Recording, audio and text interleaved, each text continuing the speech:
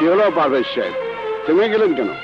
সেদিন তো গায়ে হাত দিয়ে ধাক্কা দিয়ে মাটিতে ফেলে দিয়েছিলেন, আজ কেন হাত উঠছে না? ওঠান আপনার, মারুন আমাকে। বাবা হয়ে সন্তানের হাতে মার খাওয়াটা আমার বাকি ছিল, সেই স্বাদটা পুরো হয়ে যেত। মারুন, মারুন আমাকে। পারভেজ চলে এসো। রাস্তায় একটা পুকুরের সামনে দাঁড়িয়ে সময় নষ্ট করার কোনো দরকার নেই, এসো। আজ একটা কথা মন দিয়ে শুনে রাখো ইমরান চৌধুরী, যে পয়সার জোরে, বৃত্তের জোরে তুমি গরিব বাবার কাছ থেকে তার সন্তানকে ছিনিয়ে নিয়েছো, সেই বৃত্ত তোমার হাতে থাকবে না, থাকবে আমার হাতেই। যদি তোমাকে আমি এই বাড়ি থেকে রাস্তায় বের করে না দিতে পারি, তাহলে আমার নাম কাশেম মিস্ত্রি নয়।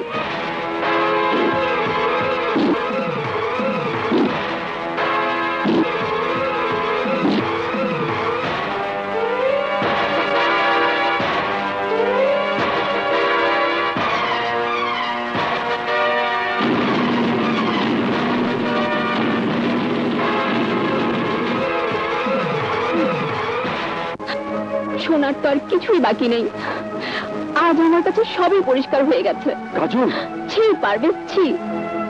কেন তুমি আমার কাছে সব লুকিয়েছিলে? কি ভেবেছিলে তুমি? তোমার বাবা একজন গ্যারেজ মেকানিক শুনে আমি তোমাকে আর ভালোবাসবো না, তোমাকে আর বিয়ে করবো না? তুমি গরিব জানলে তোমার প্রতি আমার ভালোবাসা কমে যাবে। তুমি ঠিকই বলছো কাজল, প্রথম দেখাতেই আমি তোমাকে ভালোবেসে ফেলেছিলাম, তোমাকে বউ বানানোর স্বপ্ন দেখেছিলাম। কিন্তু তুমি বড় লোকের একমাত্র মেয়ে, তাই তোমার সামনে দাঁড়িয়ে নিজের আসল পরিচয়টা দেবার সাহস আমার ছিল না, ভয় ছিল পরে যদি আমার ভালোবাসাকে হারাতে হয়, তাই তোমার কাছে আমার আসল পরিচয়টা লুকিয়েছিলাম। কিন্তু তোমার বাবা সবকিছু জানতেন, তিনি শর্ত দিয়েছিলেন যে তিনি তোমার বিয়ে আমার সাথে দেবেন ঠিকই, কিন্তু আমার পরিচয় আমাকে ভুলে যেতে হবে, ভুলে যেতে হবে আমার বাবা মাকে, ভুলে যেতে হবে আমার অতীত। আর তুমি তাই সাথে সাথে মেনে নিলে? রাজত্ব সহ রাজকন্যা পাওয়ার লোভে তুমি নিজেকে বিক্রি করে দিলে। বৃত্তের জন্য যারা নিজের বাবা মাকে ভুলে যেতে পারে, আমি তাদের ঘৃণা করি, ঘৃণা করি। আজ আমার আফসোস হচ্ছে, পৃথিবীতে আমার সবচেয়ে পছন্দের মানুষের সত্যিকারের রূপটা এতটা কুৎসিত, এতটা জঘন্য। আজ আমি বুঝতে পেরেছি তুমি কতটা লোভী, কতটা স্বার্থপর। নিজের স্বার্থ সিদ্ধির জন্য তুমি তোমার বাবা মাকে ত্যাগ করে চলে এসেছো। কোনোদিন হয়তো আরো বড় কোনো স্বার্থের জন্য তুমি আমাকেও ত্যাগ করতে পারো। না কাজল না, আমি সবকিছু করেছি তোমাকে কাছে পাবার জন্য। মিথ্যে কথা। যদি আমাকে পাবার জন্য তোমার এসব অভিনয় হতো, তাহলে বিয়ের পরের দিন তুমি আমাকে নিয়ে যেতে তোমাদের গরিব কুটিরে। কিন্তু তুমি তা করনি। তুমি সবকিছু করেছো আমার বাবার বৃত্তের জন্য, আমার বাবার টাকার জন্য।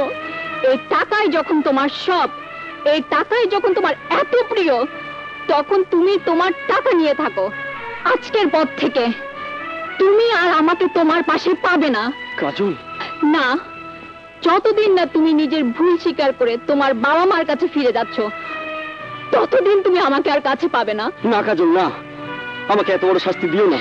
এর চেয়ে আরো অনেক কঠিন সিদ্ধান্ত আমি নিতে পারতাম, কিন্তু আমার মা তোমাকে তার ছেলে বলে মেনে নিয়েছেন, তাই আমি কঠোর হতে পারছি না।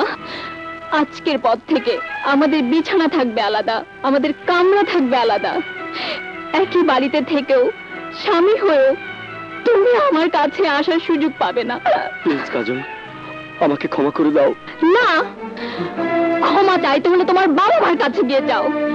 তারা যদি তোমাকে ক্ষমা না করেন, তাহলে কিয়ামতের ময়দানে আল্লাহ তোমাকে ক্ষমা করবেন না। চলে যাও, চলে যাও, চলে যাও এখান থেকে। যাও, বেরিয়ে যাও, বেরিয়ে যাও, যাও।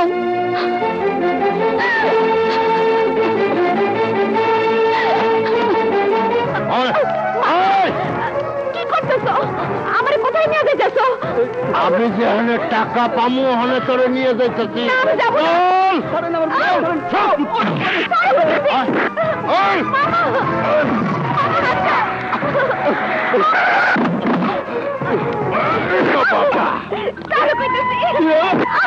আরে কই যাও? শনিবার দিন আমার মারামারি রাশিটা খারাপ, কিন্তু প্রেমের রাশিটা ভালো। আর চলো।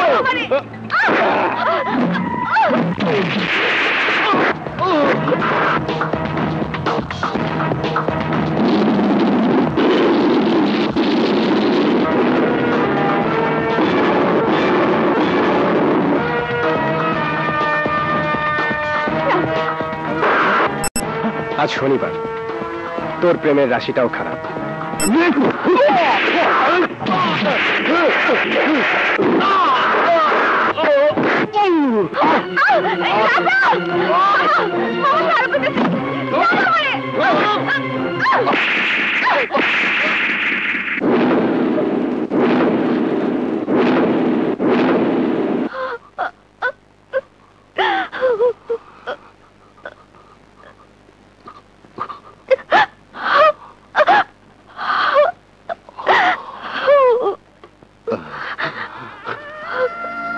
তুই আমাকে থাপ্পড় মারলি, আমাকে থাপ্পড় মারলি। মার মার আমাকে, মার। আমি মানুষ না, আমি মাথা। আমি ভুলে গিয়েছিলাম সন্তানকে। ঈশ্বরটা আগে কেন বললি না মা? মানুষ আমাকে শাস্তি দেওয়া। রানী,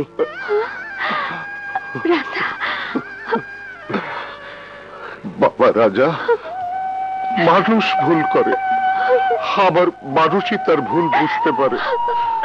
আমি ভুল করে একটা ফুলের মতন মেয়েকে আমি টাকার লোভে একটা শয়তানের হাতে তুলে দিতে চেয়েছিলাম, শুধুমাত্র নেশার কারণে।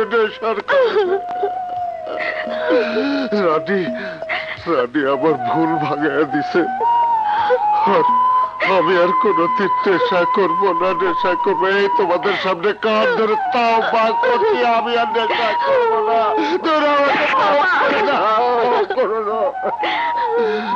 মারে, তুই আমাকে ক্ষমা করে দে রাজা, তুই আমাকে ক্ষমা করে দে। না মামা, মুরব্বীদের হাত জোর করে ক্ষমা চাইতে হয় না, তারা এমনিতেই ক্ষমা পেয়ে যান। তাছাড়া যে নিজের ভুল বুঝতে পারেন, আল্লাহ তাকে ক্ষমা করে দেন। মা রানী, মাগো আবার সোনার মা, চল চল ঘরে চল মা। আয় রাজা, চলে। আরে তুমি কোথায় যাচ্ছ? বুঝলে বাবা রাজা?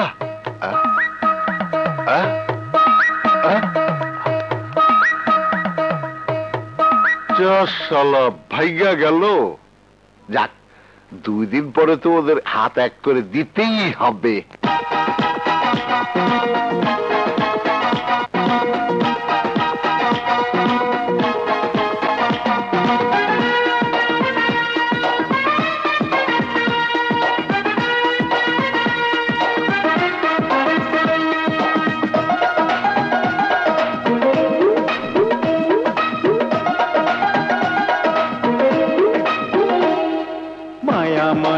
কাজলের কথায় তুমি কিছু মনে করো না বাবা। কাজল আমার মেয়ে, আমি ওকে ভালো করে চিনি। আস্তে আস্তে সব ঠিক হয়ে যাবে। আমি ওকে বোঝানোর চেষ্টা করব। উপরে ওঠা সিঁড়িতে পা রাখতে গেলে মাটির থেকে পা সরাতেই হবে।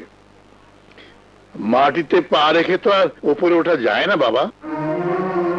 তুমি সব কিছু ভুলে যাও।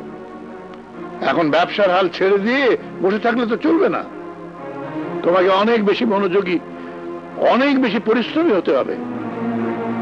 একটা কথা মনে রেখো পারবেন, everything is fair in love and war. যুদ্ধের ময়দানের প্রতিপক্ষ কে সেটা ভাবলে কখনো যুদ্ধ জয় করা যায় না।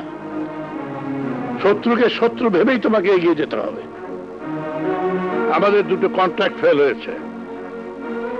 আমি চাই না 3য় কন্ট্রাক্টও তুমি ফেল করো।